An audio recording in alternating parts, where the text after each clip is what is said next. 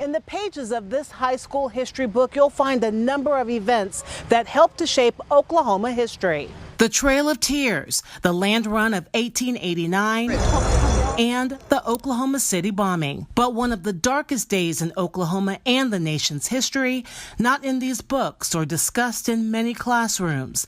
The Tulsa Race Massacre, 2 days of terror that left dozens dead and hundreds injured. I graduated from Putnam City High School and did not know about the Tulsa Race Massacre until I was an adult. Alicia Priest is a 26-year educator and president of the Oklahoma Education Association. That is part of our Oklahoma history, and we have just ignored it. The Tulsa riots and other important events in Black history, now part of OEA's online curriculum. It's broken down by grade level. Preschool teacher Melanie Ford, part of a group of educators encouraging OEA to create the lesson plans for pre-K through 12th graders. We race to the moon. That's one small step for man,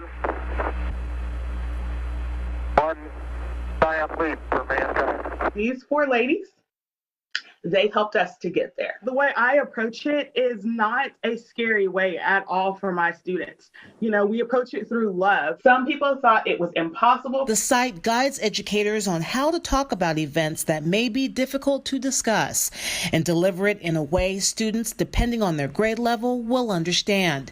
Events such as the Oklahoma City sit-ins, led by trailblazers like Clara Luper, which helped pave the way for the passage of the Civil Rights Act. People always say, well, that's just too young. But in our reality, it's not. Because if they're young enough, or if they're old enough, so to say, to be exposed to someone talking negative about them just because of the color of their skin or because of the way they talk or the way they look, then they're old enough to start talking about it. Ford teaches preschool for Middale Public Schools.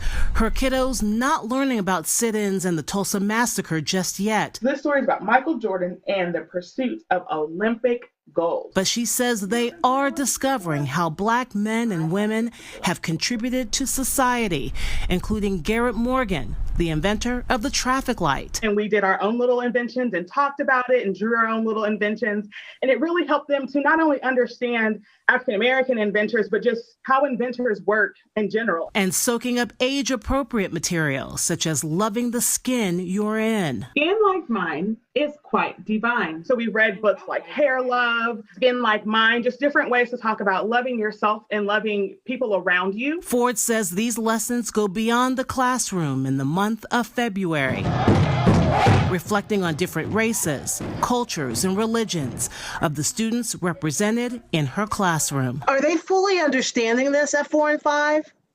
They do, because of the way that I bring it. We talk about professionals and they go, oh yeah, I know Mr. So-and-so or Mrs. So-and-so, and that's my doctor, or I see them at the grocery store. So it helps really to bring those two worlds together of what we learn in school and then their everyday life. And students learning in their formative years about our history, their history. If we teach our children that history has its good and its bad, it'll make it easier for them to understand everything that's going on and everything we're trying to teach them. I have a dream. Will no doubt help to create a more accepting and tolerant world for all of us to live in. You've got to teach them to be kind and truly teach them to be kind, to accept those who have disabilities, accept those who look different than them. Our students need to see themselves in the curriculum.